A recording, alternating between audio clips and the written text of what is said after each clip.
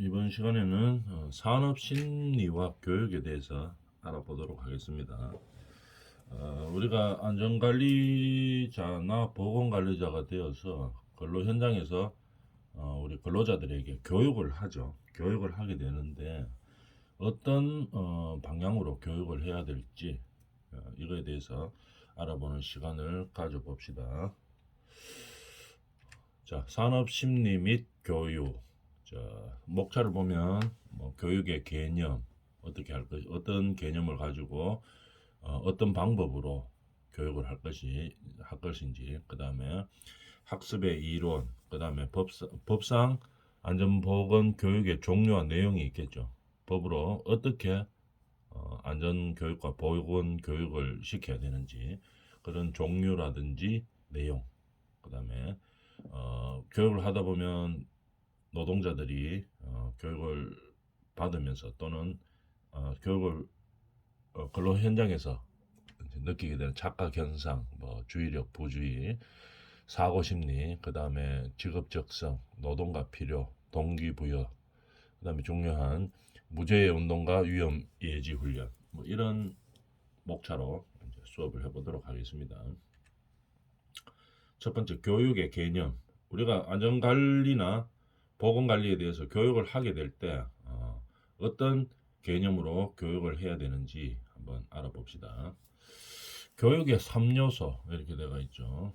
우리가 실제로 나중에 우리가 취업을 해가지고 근로 현장에 가서 안전교육이나 보건교육을 할 때 항상 지금 이런 개념을 가지고 그렇게 교육 프로그램을 짜고 실행하고 실제로 교육시키고 뭐 성과를 확인하고 이런 것들을 안전관리자, 보건관리자 해야 되겠죠.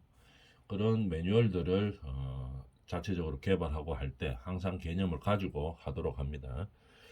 자, 우선 교육의 3요소는 주체는 강사가 되겠죠. 이제 강사가 교육을 하게 되겠습니다. 근데 강사가 그럼 어떤 강사냐?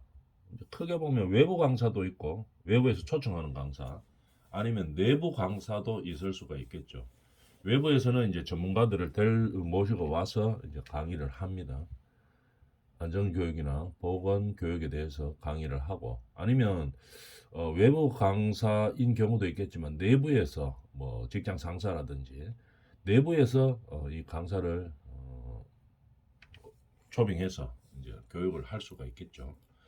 그런데 다 장단점이 있습니다. 이제 그런 내용들은 뒤쪽에서 하도록 하고 주체는 일단 강사가 되는 거겠죠. 강사가 강의를 통해서 교육을 하는 거겠죠.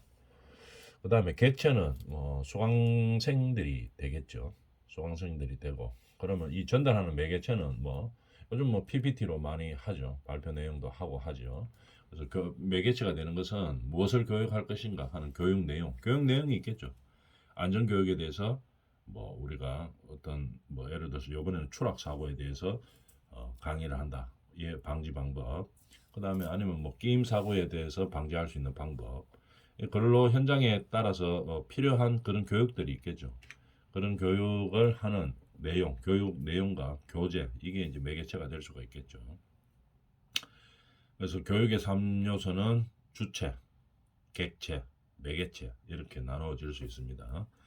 그 다음에 안전교육의 기본 방향에 대해서 보면은 우리가 그러면 안전교육을 시킬 때 어떤 방향성을 가지고 교육을 할 것이냐. 첫 번째, 사례 중심으로 안전교육을 많이 합니다. 사고 사례 중심. 그래서 우리 근로 현장과 비슷한 근로 현장에서 발생했던 사고들이 있겠죠. 그런 사례를 중심으로 안전교육을 실시를 하는 겁니다. 기본 방향은. 그래서 왜냐하면 뭐 이론을 가지고 쭉 교육을 하고 뭐 이렇게 하면은 이 전달이 잘 안 됩니다. 이 수강생들한테. 그래서 가장 임팩트 있게 전달할 수 있는 그런 방법들이 사례 중심이죠. 그 다음에 또 특히 만화와 사파를 통해서 글을 읽지 않고도 그림만 딱 보면은 바로 내용을 알 수 있는 그런 안전교육들을 많이 하고 있죠. 왜 그런 걸 많이 하는가 하면은 통계로 보면은 그렇게 만화나 사파, 간단한 간략한 그림 이런 것들이 이 교육의 전달 효과가 높다는 통계들이 많이 있죠. 그렇기 때문에 우리가 사례 중심의 안전교육 또는 뭐 보건교육을 진행하면서 우리는 전달이 가장 쉽게 될 수 있는 것, 수강생들에게 그런 방법을 선택을 하다 보니까 만화, 사파 아니면은 간략한 그림, 간단하게 정리되어 있는 요점 정리, 이제 이런 방법들을 많이 사용을 하는 거죠. 교육의 효과를 높이기 위해서 그렇게 하는 겁니다. 그래서 사례 중심의 안전교육을 실시하고, 그 다음에 두 번째, 안전작업을 위한 교육을 해야 되겠죠. 안전하게 목적이, 교육하는 기본 방향의 목적이 뭐냐 하면은 우리 근로 현장에서 발생할 수 있는 안전사고들을 방지하기 위한 거죠. 그래서 안전작업을 위한 교육을 실시를 하는 겁니다. 우리 현장에서 많이 발생할 수 있는 뭐 유형들의 사고 이런 것들을 방지하기 위한 교육을 하는 거겠죠. 그 다음에 세 번째로는 뭐 안전에 대한 의식을 강화하는 그런 교육을 해야 됩니다. 우리나라도 이렇게 보면 이게 안전의식 수준은 상당히 좀 아직까지는 좀 낮은 편이죠. 뭐 이 정도는 해도 괜찮다. 뭐 이런 의식들이 아직까지는 좀 있습니다. 근로 현장에서. 내가 뭐 20년 동안 해봤는데 그거 별 문제 없었어. 해도 돼 하는 이런 의식들이, 안전의식 불감증들이 아직까지 우리나라 근로 현장에서 많이 자리 잡고 있죠. 그런 것들을 방지하고, 그런 것들이 잘못됐다 하는 거. 이따가 뭐 20년, 30년 동안 큰 문제 없었어도 한번 발생할 수 있다 하는 거야. 그죠? 안전사고는 항상 언제든지 발생할 수 있는 사고다. 그래서 항상 조심해야 된다. 그리고 방지하기 위해서 노력해야 된다. 이런 의식을 바꿔줘야 되겠죠. 이런 것들이 의식을 바꾸기 위한 교육이 필요하다는 얘기입니다. 그러면 우리가 안전관리자나 보건관리자가 되어가지고 교육 계획을 세우겠죠. 그냥 무작정 매뉴얼대로 뭐 안전 매뉴얼 그냥 쭉 설명하고 이런 게 아니고, 우리 근로 현장에서 필요한 그런 교육의 목표를 잡습니다. 목표를 잡고, 그다음에 교육 대상이 누군지를 파악을 해야 되겠죠. 예를 들어서 근로자인지, 아니면 근로자를 교육시키는 뭐 안전관리자나 보건관리자인지, 아니면은 사업주인지, 이런 교육 대상이 있습니다. 교육 대상에 따라서 방법이 바뀌기 때문에 내용도 바뀌고 방법도 바뀌죠. 그렇기 때문에 교육 대상이 누구인지에 대해서 계획을 잡아야 되는 거겠죠. 그래서 그러면 목표와 대상이 설정이 되면, 그럼 여기에 필요한 강사를 이제 어떻게 할 것이냐, 내부에서 조달할 것이냐, 아니면은 뭐 외부에서 초청할 것이냐, 어느 강사를 초빙하는 것이 더 효율적인지 이제 판단을 하게 되겠죠. 그 다음에 교육 방법 이제 선택을 해야 되겠죠. 계획을 세우는 방법 중에서 교육 방법 어떻게 할 것이냐, 현장에서 실제로 그 과정을 보면서 할 것이냐, 사고가 발생할 가능성이 높은 현장에 실제로 투입해서 그 다음에 이런 과정들을 보면서 안전교육을 실시할 것이냐, 아니면 그냥 이론만 가지고 할 것이냐, 사진을 가지고, 아니면 뭐 어떤 방법으로 할 것이냐, 교육 방법을 택해야 됩니다. 이 내용이 중요한 사안이기 때문에 아예 그러면 워크숍 형태로 뭐 외부에서 직장에서 하는 것이 아니고 뭐 어디 교육원에 들어가서 합숙 훈련을 하면서 이제 실제로 할 것인지, 합숙 훈련을 하면서 하면은 어떻게 됩니까? 교육 효과는 상당히 좋겠죠. 교육 현장에서 만약에 교육 현장을 뭐 근로 현장에서 한다 이래 되면 장단점이 다 있지만도, 예를 들어서 뭐 우리가 회사 안에서 한다고 한번 생각해 봅시다. 회사 안에서 막 교육하고 있는데 회사에서 갑자기 뭐 중요한 일이 터졌어요. 발생했어요. 그럼 누가 갑자기 뭐 방문을 하게 됐다 이러면 어떻게 됩니까? 뭐 교육하다 말고 전화 받고 그 뭐 지시 내리고 막 이렇게 하겠죠. 그럼 누가 오는 지시를 갖다가 뭐 답변하고, 뭐 급한 상황은 답변하고 이래 되니까 교육 반, 일 반 이렇게 되는 형태로 됩니다. 그렇게 하기 때문에 교육 효과는 좀 떨어지겠죠. 아예 그런 것을 차단하기 위해서 어떻게 됩니까? 합숙 훈련을 들어간다. 뭐 2박 3일 뭐 어디 가서 좀 멀리 가가지고, 회사가 아니고 교육을 한다. 이렇게 되면 어떤 효과가 있습니까? 교육은 잘 할 수 있죠. 그런데 지금 하던 일과는 차단되는 거겠죠.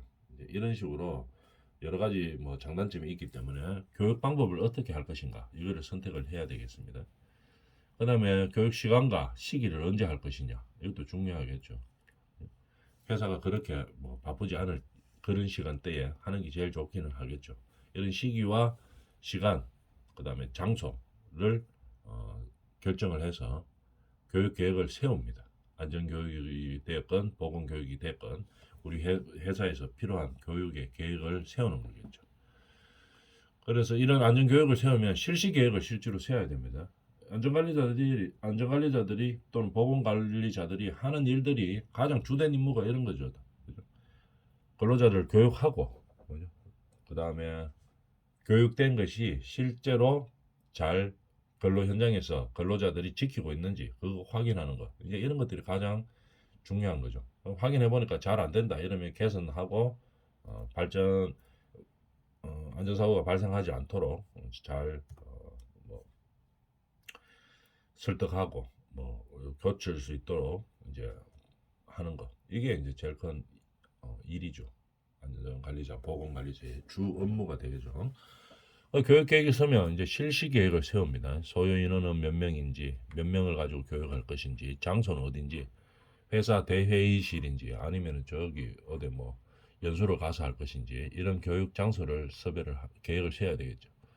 그 다음에 보조 자료, 교육을 하는데 그냥 이론만 가지고 PPT로 그냥 사진하고 글만 가지고 설명을 할 것인지, 아니면은 어떤 그 전달 효과를 교육 효과를 높이기 위해서 보조 자료를 필요로 할 것인지, 보조 자료가 필요하면 준비해야 되겠죠. 그 다음에 시범 실시 계획이 필요한지 필요 없는지 이런 계획도 세워줘야 되겠죠. 그 다음에 견학 계획이 있는지, 견학을 해야 되는 상황이지, 이런 비슷한 유사 사례를 보여줄 수 있는 뭐 견학 루트를 찾는다든지, 아니면 잘 개선되어 가지고 안전관리가 잘 되고 있는 그런 현장을 찾는다든지, 이렇게 견학 계획을 세우는 겁니다. 그 다음에 토의를 진행할 계획을 세우겠죠. 뭐 이런 게 필요한지, 아니면 그냥 주입식으로 그냥 강사가 말만 할지, 아니면 학생들하고 같이 토론을 진행을 할지, 내용을 우리가 숙지하고 난 근로자들에게 자기 생각들을 물어보는, 그리고 그 방향을 같이 찾을 수 있는 토론을 진행할지, 이런 것들을 계획을 세우는 거죠. 그 다음에 일정표를 짜야 되겠죠. 어떤 일정으로 해서 뭐 교육을 진행하고 교육을 평가한다. 평가 계획까지 세워줘야 되는 겁니다. 평가 계획. 그 다음에 마지막으로 이제 소요 예산은 어느 정도 될 것인지, 이렇게 교육 계획을 세워야 되겠죠. 전체적인 그 방향성의 계획을 잡고, 그죠? 어떤 식으로 할 것인지, 어떤 목표가 뭔지, 대상이 누군지, 이런 전체적인 교육의 방향성을 잡고 그에 따른 실시 계획까지 우리가 세워져서 교육을 진행해야 된다는 얘기입니다. 그러면 안전 교육을 할 때 3단계 단계로 나누죠. 어떤 그런 교육을 해야 되느냐? 안전에 대한 지식을 교육해야 됩니다. 그 다음에 기능적인 면도 교육을 해야 되겠죠. 그 다음에 또 중요한 거 태도 교육도 해야 됩니다. 그냥 기능과 지식은 상당히 많이 좋아요.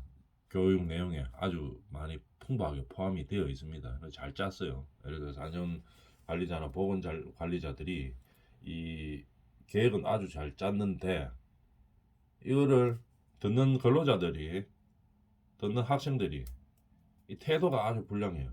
듣지를 않아요. 맨날 듣지도 않고 잠만 자고 앉아는 있는데, 이렇게 하면 안 되겠죠. 그럼 교육이 전달이 안 됩니다. 이런 태도 교육을 어떻게 할 것인지 계획을 세워야 되겠죠.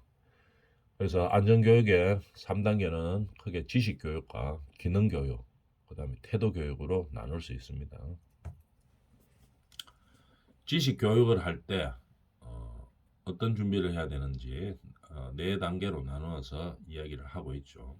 그중에 첫 번째 단계는 도입 단계, 준비 단계죠. 학습할 준비를 시킨다. 어떻게 학습을 할지를 준비를 시키는 거겠죠. 예를 들어서 뭐 조별로 한다. 조별로 뭐이 설명을 듣고 뭐 어떤 실습을 해야 되는 상황이다. 이러면은 조별로 학습할 수 있도록 뭐 의자 배치라든지 팀별로 필요한 그런 준비물들을 준비를 시켜야 되겠죠. 그 다음에 아니면 그냥 뭐 이론만 들으면 된다 이러면은 이론을 잘 들을 수 있는 그런 환경을 이제 조성을 해줘야 되겠죠.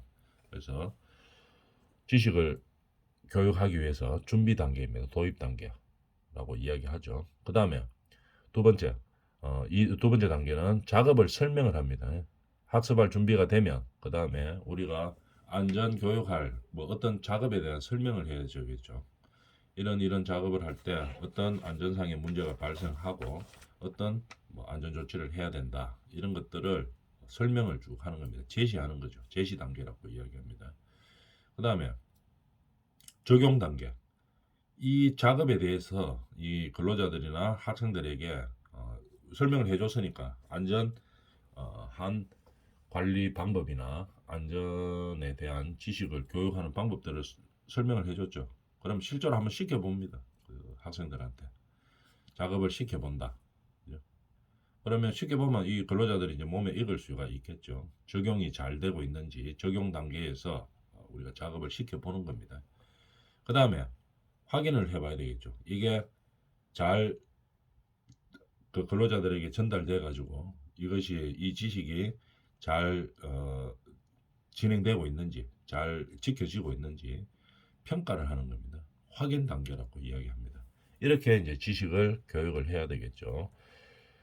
도입 단계 학습할 준비를 시키고 그 다음에 제시 단계 이 우리가 교육하는 내용에 대해서 설명을 하는 겁니다. 작업을 어떻게 설명하고 잘 하라 어떻게 해야 된다 이런 설명을 하는 거겠죠. 그 다음에 실제로 적용 단계 근로자들이나 학생들에게 실제로 시켜보는 겁니다. 배웠으니까 배운 대로 해보라고 한번 이야기를 해보는 거죠.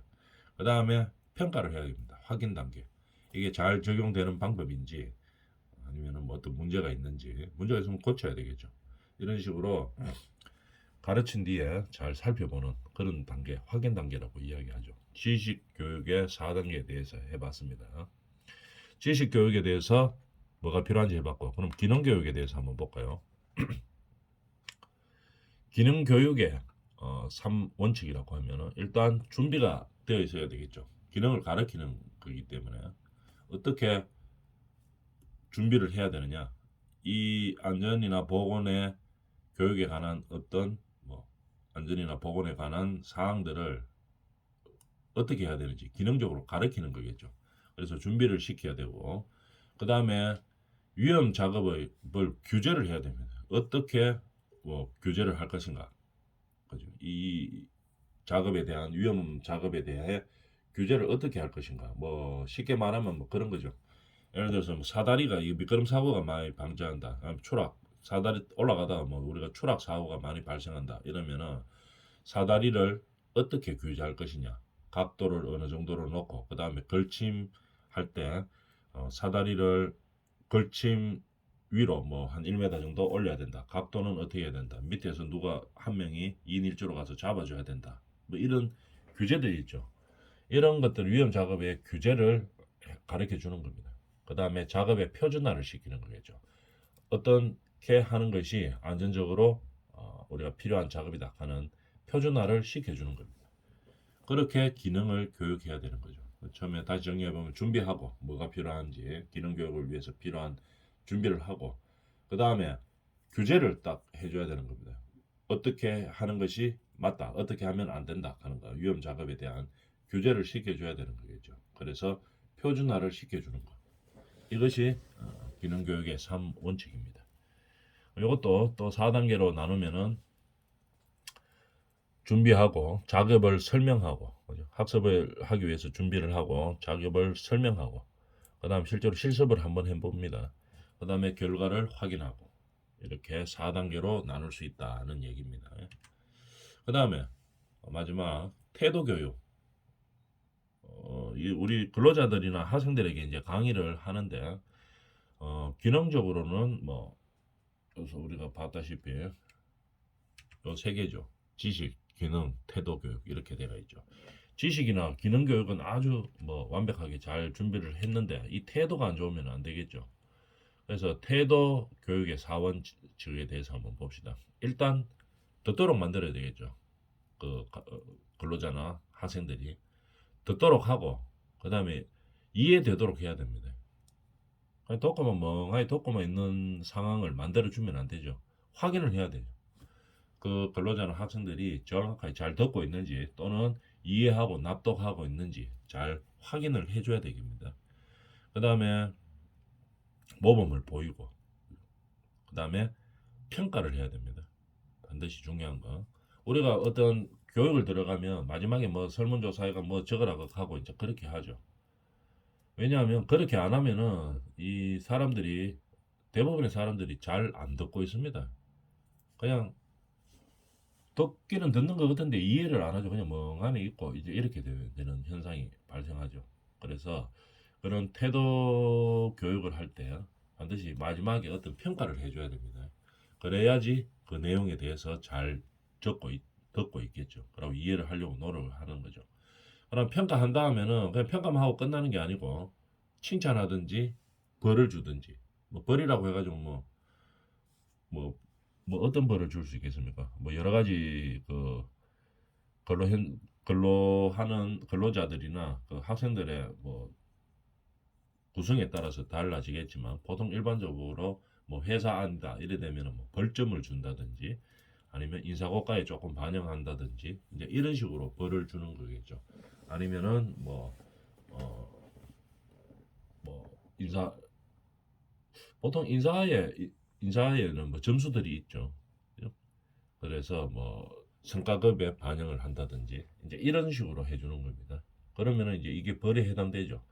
성과급을 남들보다 뭐 교육을 잘 못 받았기 때문에 뭐 조금 적게 받는다 또는 뭐 인사고과에 반영을 한다 이런 식으로 어떤 평가를 하고 난 다음에 아니면 잘했는 사람들은 뭐 반대로 인사고과를 높게 준다든지 뭐 성과급을 더 많이 준다든지 뭐 이런 식으로 칭찬이 뭐 있어야 되겠죠.